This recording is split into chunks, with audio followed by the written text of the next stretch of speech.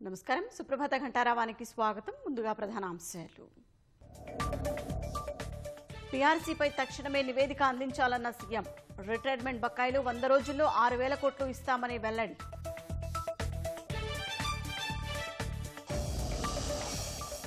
మంత్రివర్గ విస్తరణకు మరింత సమయం పట్టే అవకాశం. కేరళ అసెంబ్లీ ఎన్నికల ఫలితాలు బట్టి అధిష్టానం నిర్ణయం.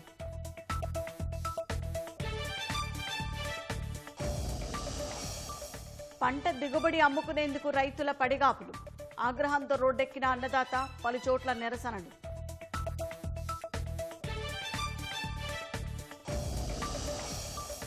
ధాన్యం సేకరణ మరింత వేగవంతం చేయాలని సీఎం ఆదేశం. సమస్యల పరిష్కారానికి చర్యలు తక్షణమే తీసుకోవాలని స్పష్టీకరణ.